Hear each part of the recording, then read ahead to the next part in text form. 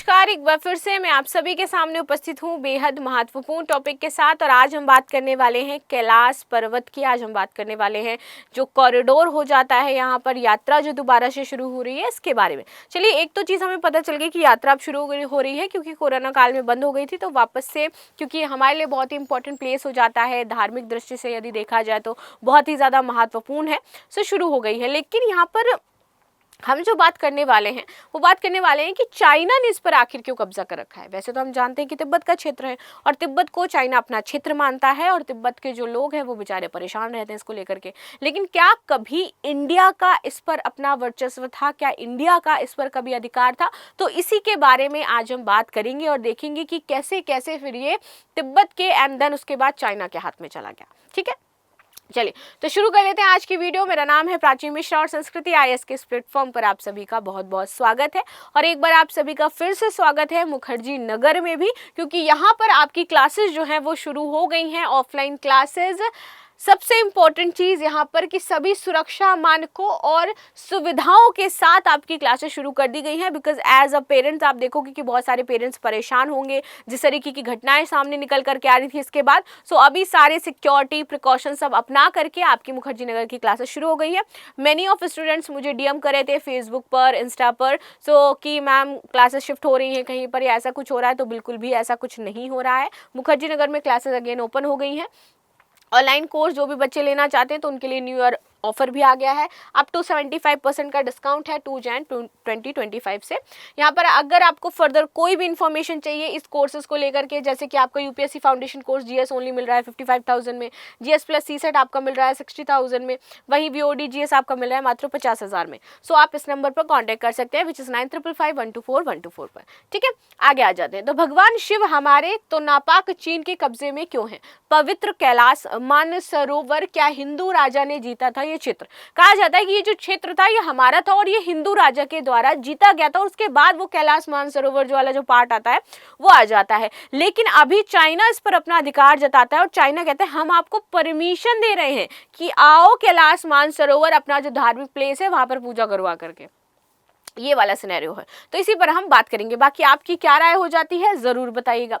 सो सदियों से आप देखोगे तो कैलाश पर्वत को महादेव का हम लोग निवास स्थान मानते हैं।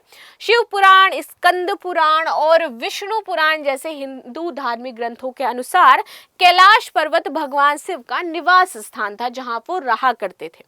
1951 में तिब्बत पर कब्जा करने के बाद चीन कैलाश पर्वत की तीर्थ यात्रा की अनुमति देता रहा है। और इसकी अनुमति अब हमें कौन देता है? चाइना देता है भैया, कि आप कैलाश जो पर्वत है उसकी यात्रा कर सकते हो, कैलाश मानसरोवर की यात्रा कर सकते हो।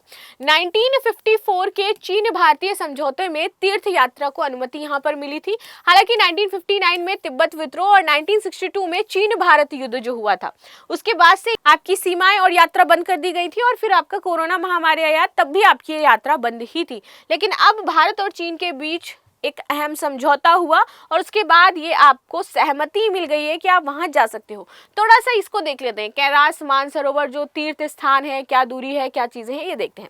देखिए, जो इसकी ऊंचाई हो जाती है कैलाश मानसरोवर की समुद्र तल से, वो है आपकी 21,778 फीट की। 65 किलोमीटर है उत्तराखंड के लिपुलेख से कैलाश मानसरोवर की दूरी। और 802 किलोमीटर हो जाती है सिक्किम के नाथुला से कैलाश मानसरोवर की दूरी।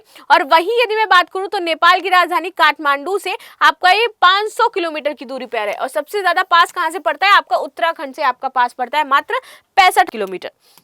आगे देखते हैं कैलाश मानसरोवर यात्रा के लिए जो कौन कौन से समझौते हुए।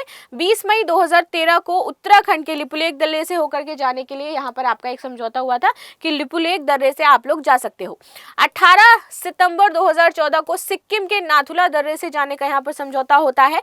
भारत और चीन के बीच समझौते को हर 5 साल में समय सीमा बढ़ाने की बात यहाँ पर लिखी गई है कि जैसे ही मान लीजिए हमारे 5 साल पूरे होंगे ये अपने आप आगे समय सीमा बढ़ा दी जाएगी। लेकिन एक बैठक होगी, बातचीत होगी, उसके बाद आपकी ये समय सीमा आगे बढ़ेगी। अभी क्या है कैलाश जो पर्वतमाला इसकी स्थिति, तो देखिए डॉक्टर दानपाल सिंह बताते हैं कि कैलाश मानसरोवर का जो क्षेत्र है वो तिब्बत में पड़ता है, जिस पर ब्रिटिश अभियान 1903 में शुरू हुआ और 1904 तक चला। अंग्रेजों की राजधानी लासा पर आक्रमण किया और अंग्रेजों को इस पर नियंत्रण पाने के लिए कड़ी मशक्कत भी करनी पड़ी। सो इस पर स्टार्टिंग से बात करें तो कुछ ऐसी चीजें रही, अंग्रेजों ने भी इस पर अपना अधिकार जताया है। तिब्बत को 24 अक्टूबर 1951 को पीपल्स रिपब्लिक ऑफ चाइना ने अपने अधीन कर लिया। कैलाश पर्वतमाला की सबसे ऊंची चोटियों में से एक कैलाश पर्वत है, जो ट्रांस हिमालयन का एक हिस्सा हो जाता है और चीन के तिब्बत स्वायत्ता क्षेत्र में ये स्थित है। ठीक है, आगे आते हैं। ये पर्वत चीन, भारत, नेपाल के पश्चिमी ट्राई जंक्शन पर स्थित है और इसका जो यात्रा का जो आयोजन है वो विदेश मंत्रालय करता है पूरी तरीके से। मुगलों के दौरान हिंदू राजा ने तिब्बत पर हमला किया था और उस दौरान उन्होंने कैलाश मानसरोवर को फतह कर लिया था, उस पर अपना अधिकार जमा लिया था, लेकिन अभी तक इसको कोई भी कानूनी मान्यता नहीं दे रहा। सबका कहना था कि ये एंशिएंट में हुआ है, कोई बहुत ज्यादा प्रमाण है नहीं इसका, तो कानूनी तौर पर हम इसे मान्यता नहीं देते हैं कि ये किसका पार्ट है, इंडिया का पार्ट है। आगे आते हैं। लेखक ओसी हाडा की किताब है आपकी हिस्ट्री ऑफ उत्तरांचल। ठीक है, इसके अनुसार लिखा है कि मुगल बादशाहों के दौरान उत्तराखंड में जो आपका कुमाऊं है, यहाँ पे चांद वंश के राजा बाज बहादुर का शासन था 1638 से लेकर के 1678। ये यहाँ के राजा हुआ करते थे कुमाऊं में, चांद राजवंश के। ठीक है, बाज बहादुर के मुगल बादशाहों शहंशाह शाहजहां और औरंगजेब से काफी अच्छे संबंध हुआ करते थे। उस वक्त पहाड़ों पर हुड़ों का आतंक था और जिसे खत्म करने के लिए बाज बहादुर ने तिब्बत पर हमला करने की योजना बनाई थी। आगे आते हैं। भारतीय राजा ने तिब्बत के इस गढ़ को इसके पश्चात कब्जा कर लिया था। तो ये जो हमें मतलब मिलता है कि कहाँ पर इन्होंने ये सब किया, तो बुक है एक मनमोहन शर्मा की द ट्रेजेडी ऑफ तिब्बत। इसमें ये बताया गया है कि बाज बहादुर जुहार दर्रे के रास्ते अपनी सेना के साथ तिब्बत की ओर गए थे, तब बाज बहादुर ने हुड़ों को मजबूत गढ़ टकला कोट को कब्जा कर लिया था। इतिहास में पहली बार था कि किसी भारतीय राजा ने तिब्बत के इस गढ़ पर कब्जा किया हो। इसके बाद 1841 में जम्मू की डोगरा सेना पर इस पर कब्जा किया।